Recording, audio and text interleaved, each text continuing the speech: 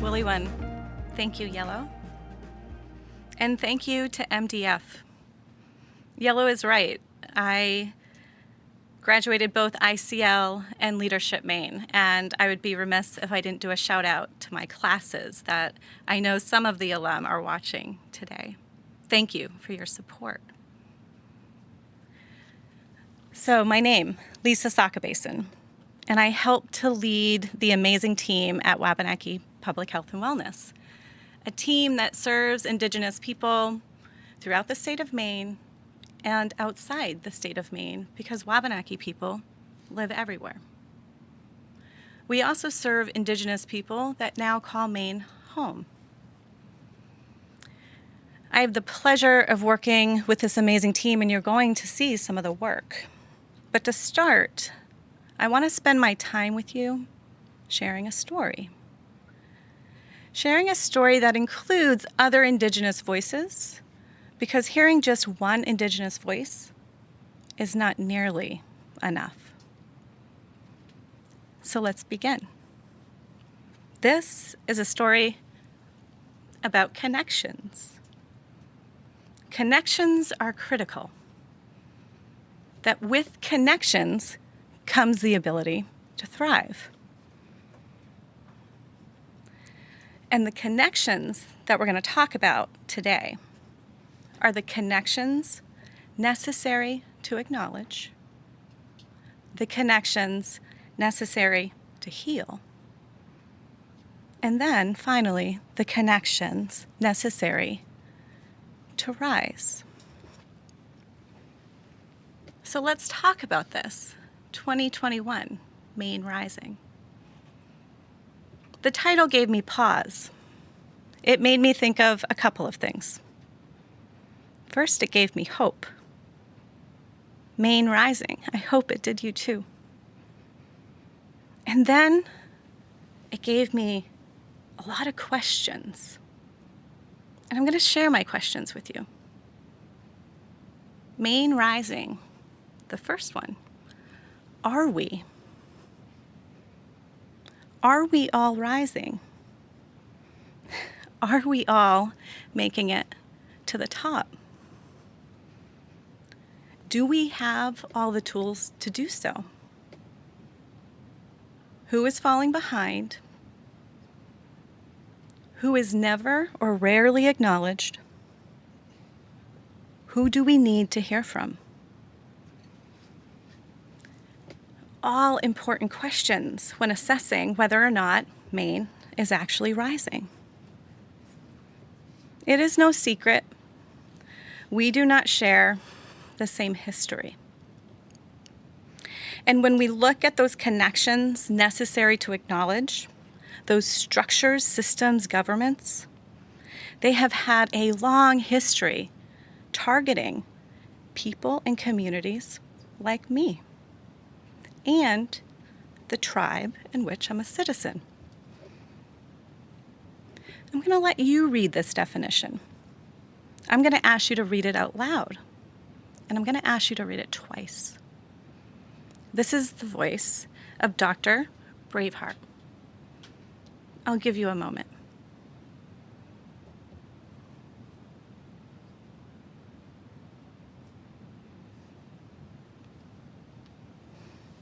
We did not start from the same place.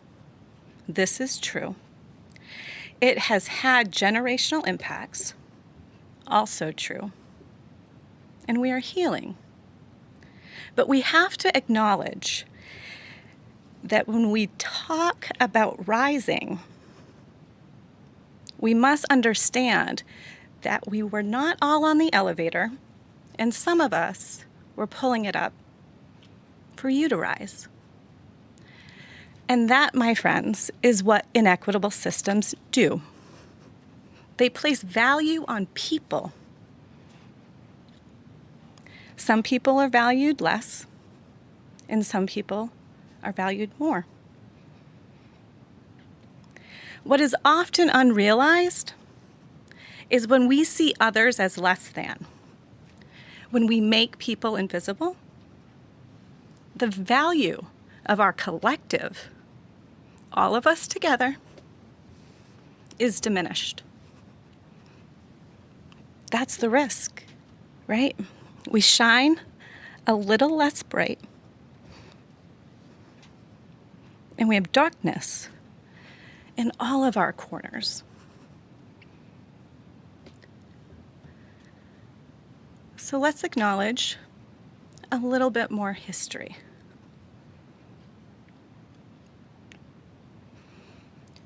From the secretary. My family's story is not unlike that of other Native American families in this country. We have a generation of lost or injured children who are now the lost or injured aunts, uncles, parents, and grandparents.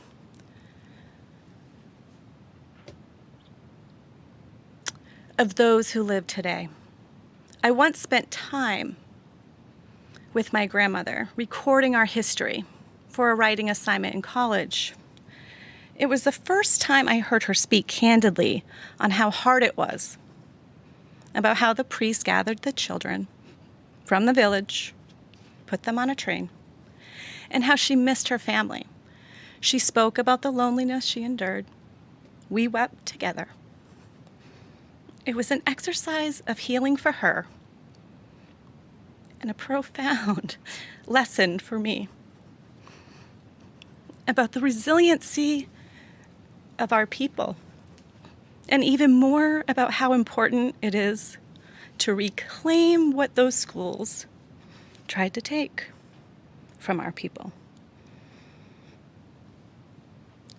This offers us an opportunity for a deeper connection to understanding and acknowledging. So what can we do about it? Developing places and sacred spaces for healing to occur, developing systems that allow for the healing to happen, developing organizations and places of employment that centers love, culture, and community first before profit. And how do we identify profit? What's its definition to you? We need to create organizations that dream, and us as leaders need to dare to dream without scarcity and abundance always. There is nothing we can't do. This is what I say in my organization all the time. And look at our history. And there is still nothing we can't accomplish. Let's talk about the organization a little bit. We're creating connections to heal. That's our mission. Leaving no one behind, having a place for everyone. That's our mission. So what we say every day is, wherever you are on your journey, we have a place for you. That's a big job. That's a lot of work. That's a lot of responsibility. But leaving no one behind is our collective goal, I hope. So we're creating those places of healing. Let me introduce you to the Gathering Place. This is a place that tribal leaders, elders, tribal organizations came together and we created, because what we knew is that we needed a connection to our land to heal. And let me provide you some examples why. Connecting to our natural healing ways is cheap, you guys. It's our environment. Connecting deeply back to our environment is healing. And we see it. And we're creating sacred spaces. There are natural, traditional medicines abundant on this property. We're creating medicine trails so we can teach. Because every one of us has our own story with colonization, and some of us are more connected to others, to our traditions. And now we're changing that. We're allowing everyone to connect, everyone to learn. And we invite you to. What we know is our sacred medicines are more than medicines. They are our deep connection, 10,000 years of knowledge, 10,000 years of being our teachers. Let me introduce you to another voice. I hope you've heard of her. In some native languages, the term for plants translates to those who take care of us. Let's think about that. So when we lose one, wow, something is not being cared for in us. We're connected to it.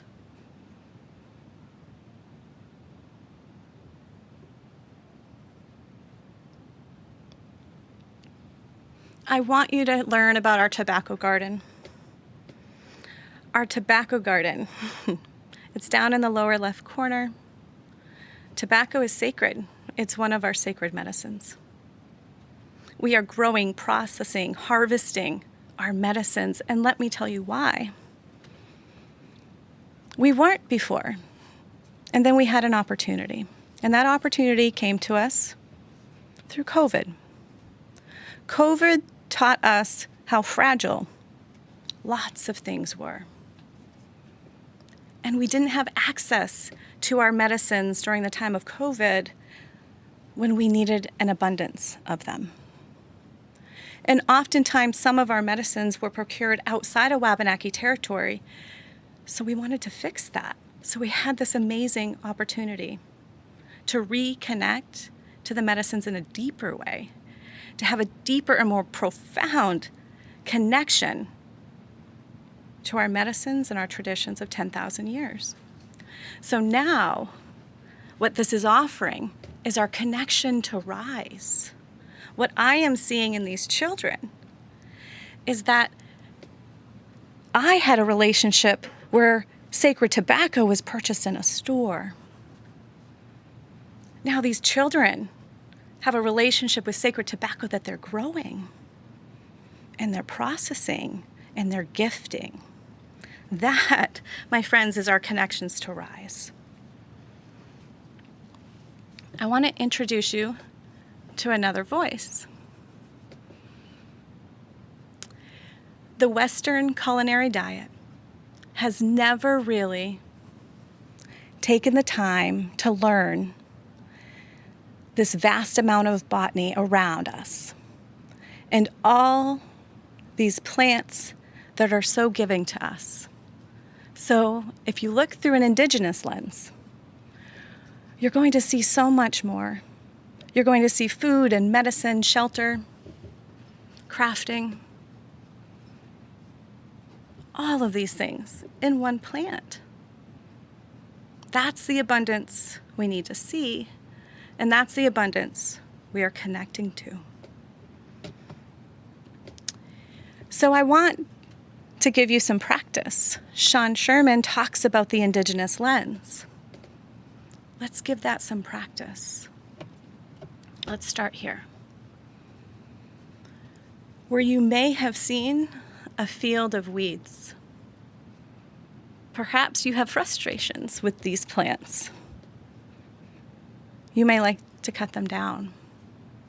So where you see weeds, I'm asking you to see healing.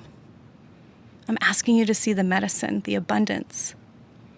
Our children are creating this healthy field, turning it into delicious abundance, making jelly and jams and teas that pair nicely with other traditional foods. Let's practice again. I'll give you another try. Taking care of our trees, protecting our trees, and they will provide for you. That's what we see. We want you to see that too. Let me show you some of the people that are doing the work. These are some of the faces. But not all the faces, because if you've at all heard about Wabanaki Public Health and Wellness, one thing you probably have heard is that we grow, and we grow fast. We have a lot of work to do, folks. It's a lot of healing to do. I joined the team just a little over 3 years ago.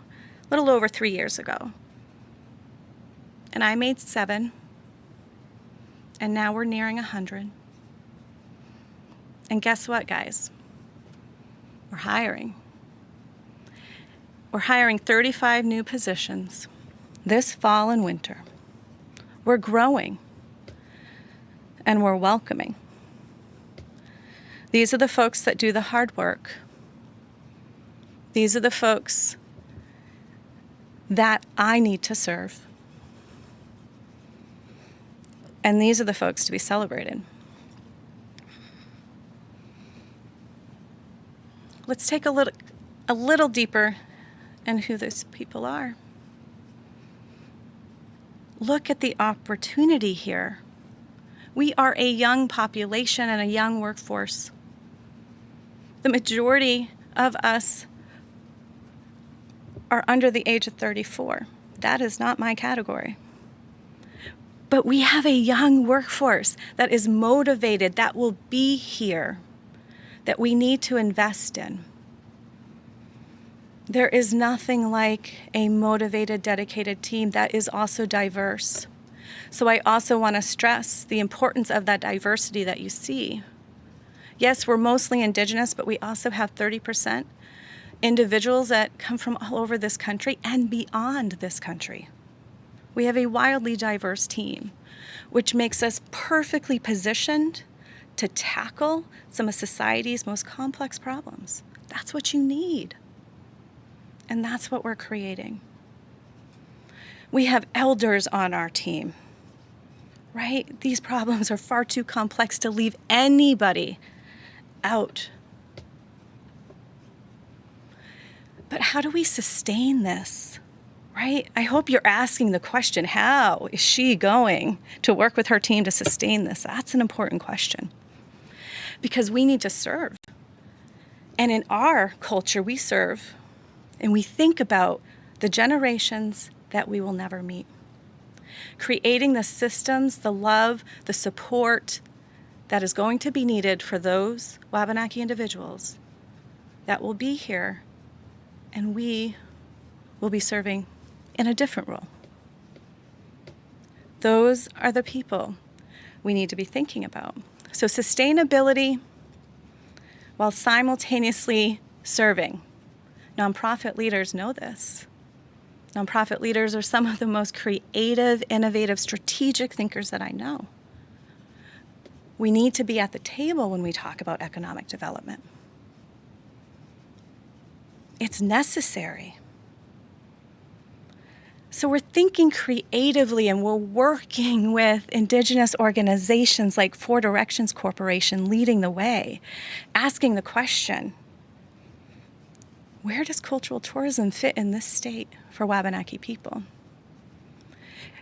Tribal leaders, tribal organizations, Wabanaki Public Health and Wellness thinking creatively because we believe we have a lot to share. And we believe that you want to learn.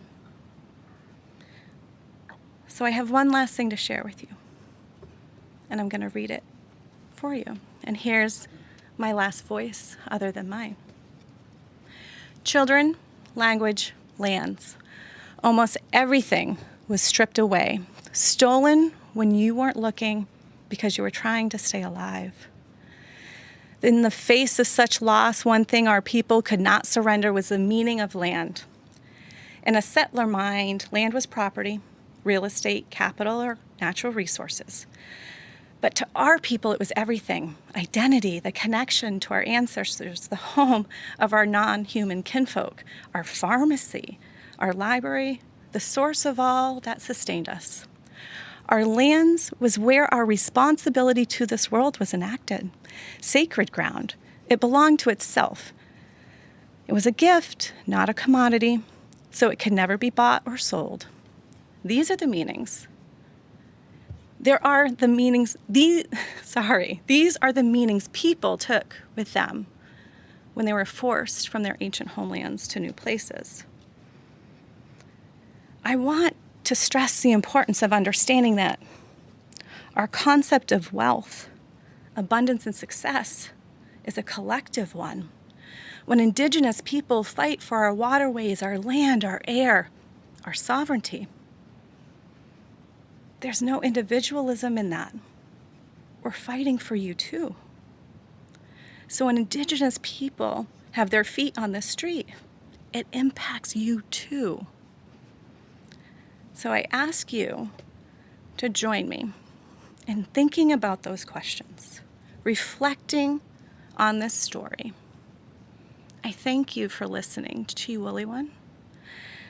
And I also want to thank my team at Wabanaki Public Health and Wellness, as well as our Wabanaki people, my teachers, why I'm here.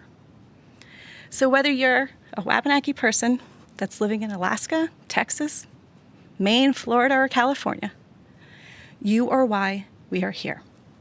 And we want to serve you. We don't say goodbye. We say upchurch until we meet again. We have a lot of work to do. I'll see you soon.